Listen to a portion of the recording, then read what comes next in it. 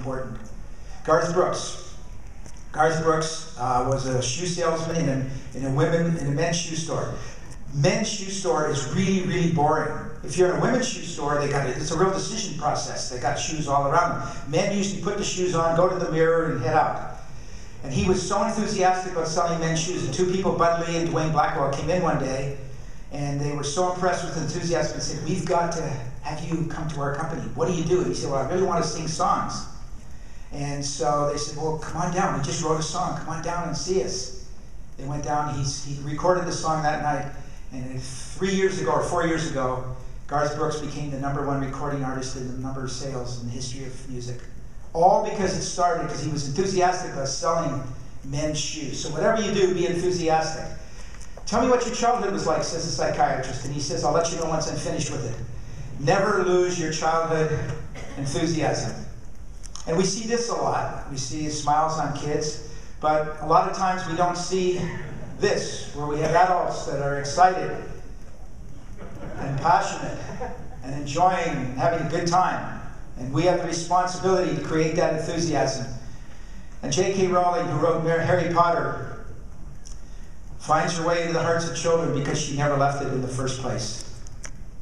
Sir Winston Churchill said, "Success is going from failure to failure without loss of enthusiasm." And the people who were successful these last 6 years during the so-called recession or depression or capsizing or whatever you want to call it, those were the ones that did okay because they kept their enthusiasm up.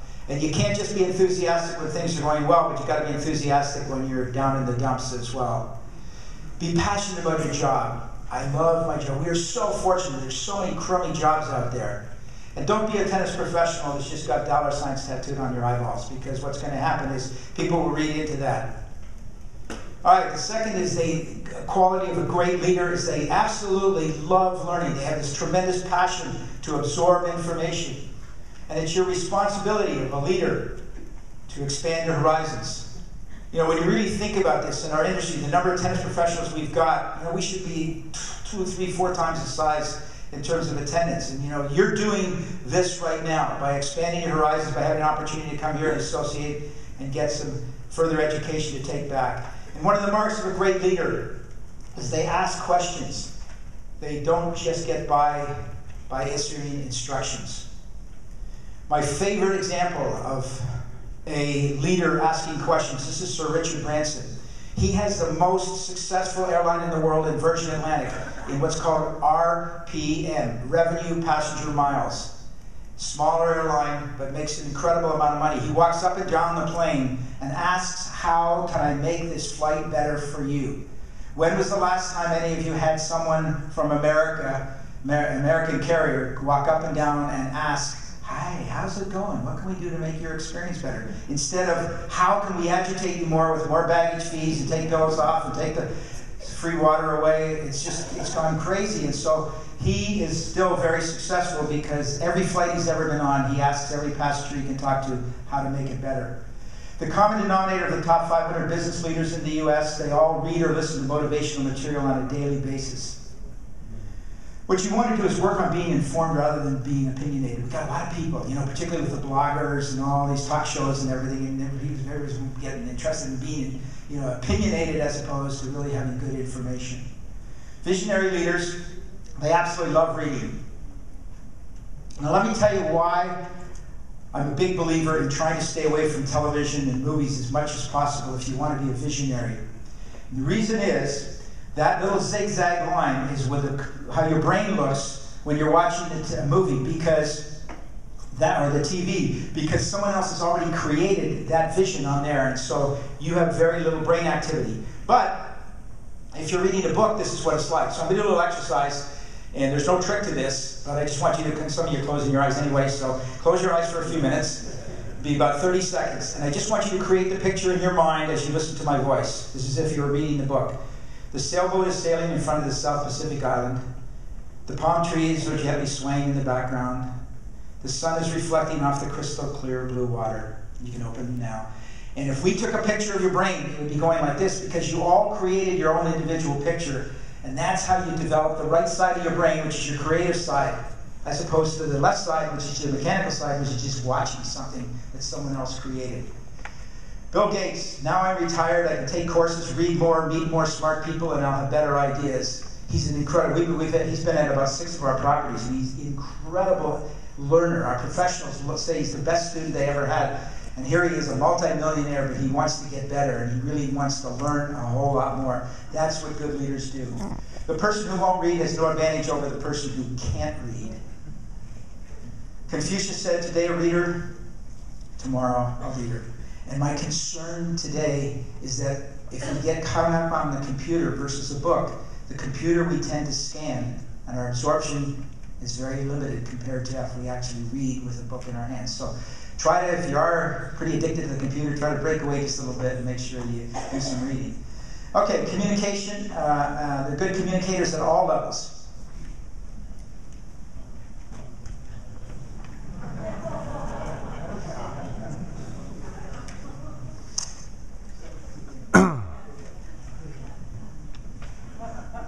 Leaders communicate, managers send memos, texts, and emails. Are you a leader or are you a manager?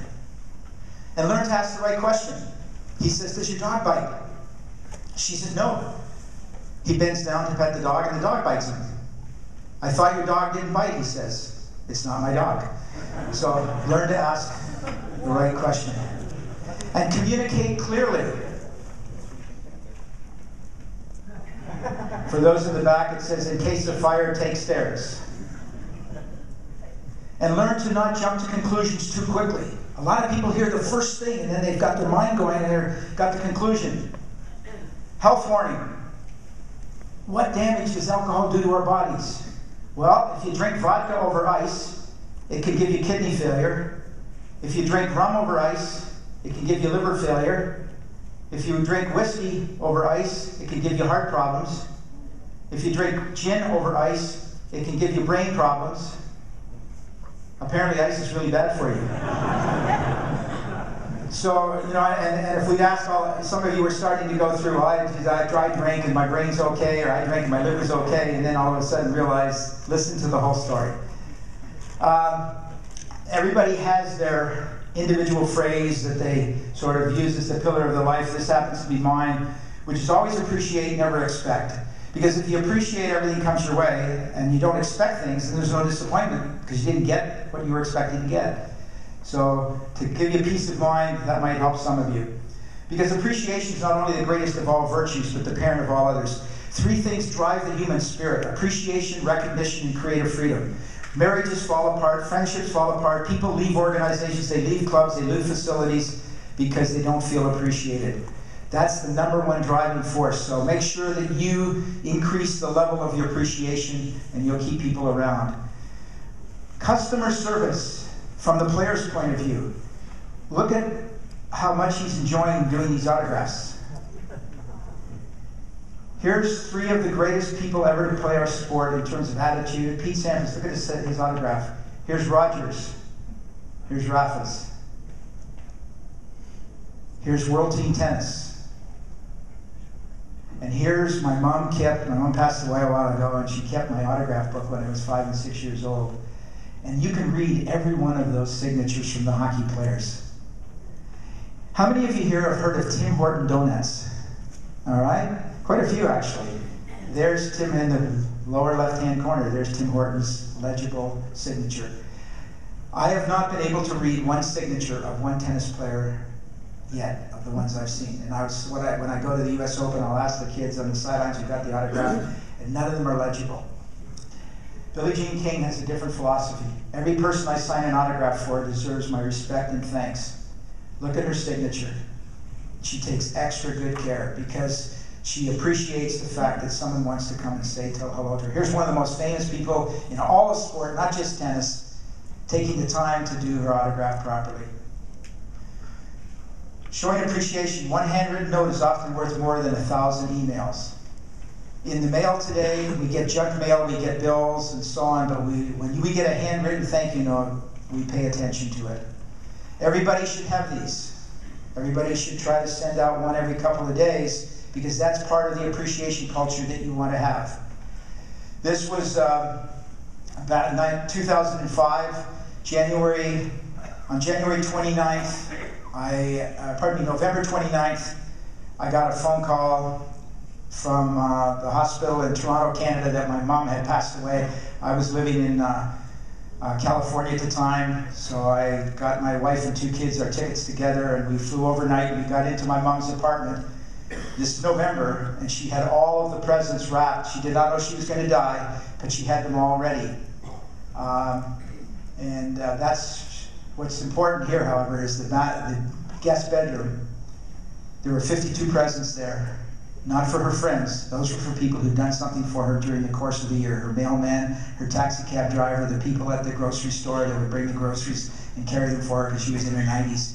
That's the culture that we need to have, is one of constant appreciation, rather than criticism, rather than being negative or complaining or whining or whatever.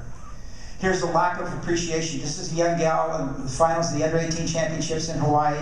This is our tennis director on the right. And this young gal on the right, her right hand, she's got the Koa Bowl that she just won for winning the tournament. In her left hand is the cell phone. And you can see our tennis director still kind of waiting because she didn't even say thank you. She just kept talking on her cell phone. Lack of appreciation. For the males in the audience, the women can take a short break for the next 30 seconds. This is just for the men. You won't learn this in school. A woman always has the last word in any argument. Anything a man says after that is just the start of a new argument. Okay, so for those of you who are not married, that's a little bit of advice. Some of you have already been caught in that trap if you are married. And you're not fully dressed until you have a smile. I mean, it's the universal form of communication. And if you have someone on your staff that doesn't smile, go down to Walgreens or CVS and get a jar of Vaseline, put it on their teeth so that they will smile, because that allows, when you smile, it says, I got a grip on life. It lets people into your world. And look at this number of times laughing per day. Children, 400 times. Adults, 15 times a day. This is sad. And you don't stop laughing because you grow old. You grow old because you stop laughing. And if you feel happy, tell your face. You know, if I came out here today and said, thanks, John. I can't tell you, it's the happiest day I've ever had to come and speak to this conference. It's an unbelievable day for me. Get your voice in sync and your facial expressions.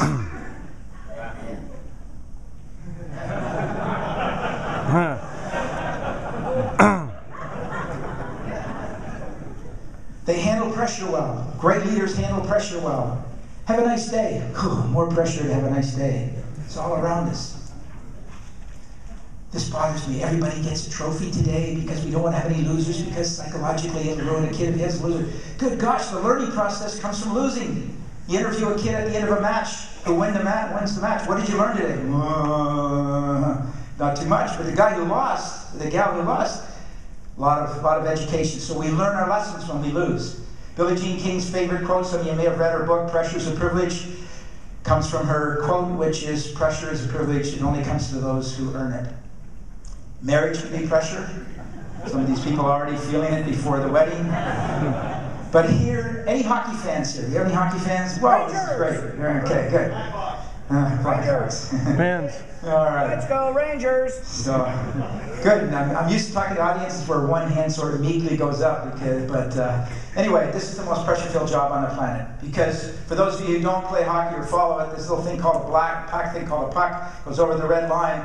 What happens behind is the red light goes on. Can you imagine if you had a red light over top of your head and every time you made a mistake all day long, the red light would flash so everybody in the club knew that you just screwed up. All right? So it's important to be able to know that there are other people out there with a lot more pressure than you. Make lots of mistakes. Good leaders are full of opportunities to make mistakes. And the Wright brothers, every day they brought to the field materials needed to rebuild their glider because they knew their fledgling design would crash. My lessons as a television commentator, I'm doing a tiebreaker match, as I called it. It's time for a tiebreaker.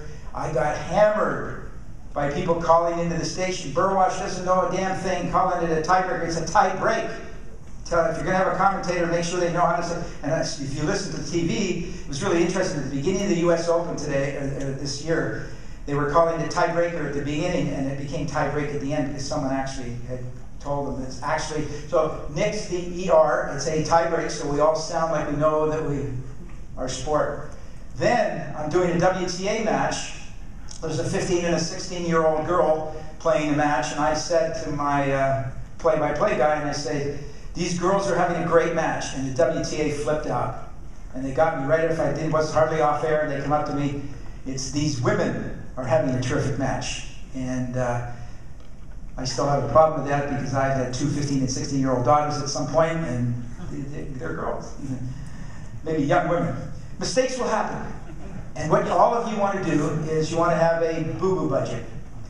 Build into your budget, and a lot of people don't do this because there's going to be, Ritz-Carlton has an interesting philosophy, which is each employee at Ritz-Carlton has the ability to spend up to $2,000. They can afford it rather than, sure, money you can't afford to do that much. But $2,000 to take care of the boo-boo that the customer may be unhappy. So mistakes are opportunities to show that you have heart. And this is the person you want to hire if you're in the hiring mode. I don't have any formal education, so I brought you a list of all the mistakes I've learned from. And that's the person you want to have with you. Because if you're afraid to make mistakes, you won't make anything. And most people would learn from these mistakes if they weren't so busy denying them. Michael Eisner, it's interesting that we're on Disney, but he was head of Disney for 15 years. His 15th year retirement party, here's what he wrote in his interview with Fortune magazine. I can count the number of mistakes I made on one hand. My gosh. To be head of an organization and only make 5 mistakes in 15 years weren't doing your job. And isn't it interesting that Disney stock was way down throughout Michael Eisner's most of his career?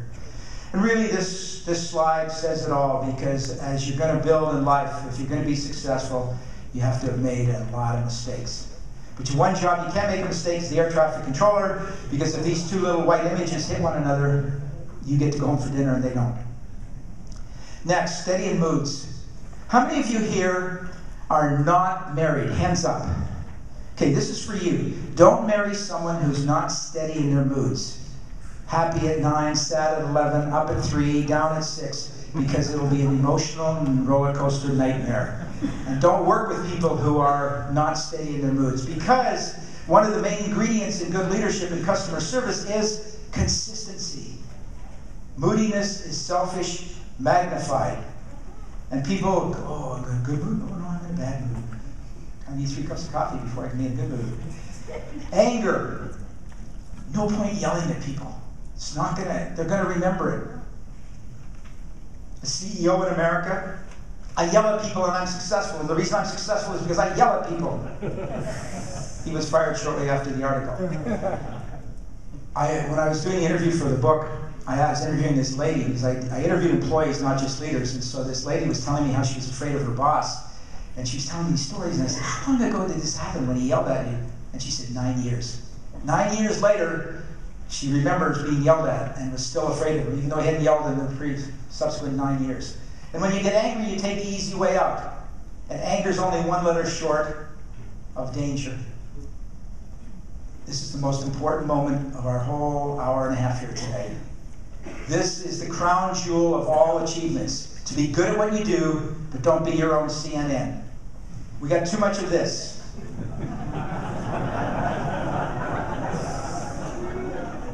My husband and I divorced over religious differences. He thought he was God. The me, my, I society that we've created, the sense of entitlement, it's not going to cut it. So leadership's a delicate balance of self-confidence and humility. In other words, you're confident enough in yourself that you can get the job accomplished, but you don't brag about it. And if you're humble, you will listen. If you listen, you will learn. And if you learn, you'll be able to teach and share. But it all starts with being humble first. Martha Stewart, inside trading. I believe she went, all kinds of people did the same thing she did, but I believe she went to jail because of her attitude. She was asked, you give out all this advice. Who taught you all these things? Who's your mentor? Me, I did it all by myself. She got 1,000 employees. In her yearbook, she said, I do what I please, and I do it with ease. And when she got out of jail, she said, I have learned that I cannot be destroyed. Not good, not good. Princess Di, Mother Teresa, two of the most photographed famous people, both were exceptionally humble, coming from different backgrounds. The stuff in football where they're doing the dancing at the end. You should be thanking, not dancing. This is a 1-yard touchdown. Frank Gore, 49ers. Look at him, he's coming across the goal line. Look at what the linemen are doing. You know, did all of a sudden that hole open up because the linemen, the other 10 people decided to have a little nap? This is something that's just incredible. These people make a tackle, and they come out of the tackle, and they pound their chest, and they do the dance and everything. We've got into a very egotistical society.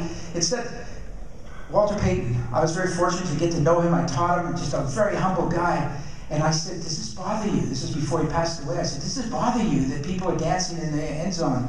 He said, I would never have done it because after every touchdown, I did 2 things. I went and thanked the lineman, but before I did that, I dropped the ball because it's no big deal. I'm coming back again. You know, it's these guys who get across the goal line and do the fancy stuff. When was the longest standing ovation in the history of tennis, the history of the U.S.? Does anyone know? 22 minutes.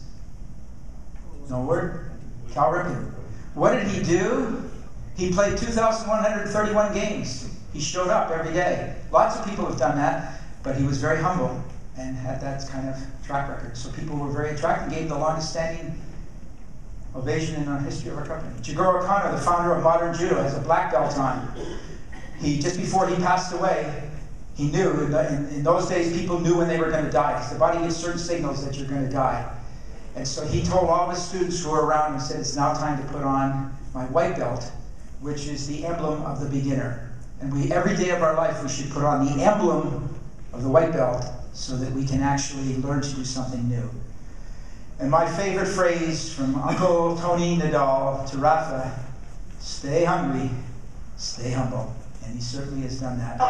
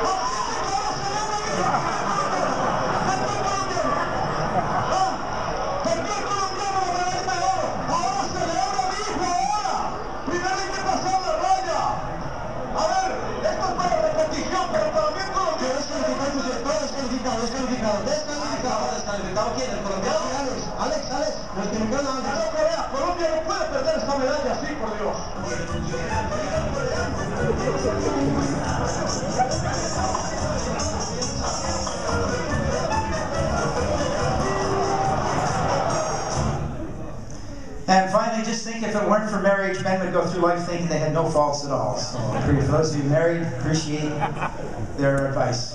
Opportunistic. I'm going to put something up on the screen right now, which I'd like for those of you that can see it. Some in the back might be trouble reading because the writing's a little bit small. But I'd like you to call out as fast as you can and as loud as you can what you see. So let's try to get everybody participating. Ready? Go. What do you see? The pessimist said opportunity is nowhere. The optimist said opportunity is now here. Tabasco sauce, opportunistic. Edward McElhaney. You see McElhaney Tabasco on every Tabasco sauce jar. Happened in 1863. He comes back to his land in Louisiana, and the land had been devastated, and he needed something to spice up his food, so he created Tabasco sauce. George Maestro's out walking his dog one day. His dog gets caught in all of these burrs, thinks that this is incredible, takes him under the microscope in the lab and creates Velcro.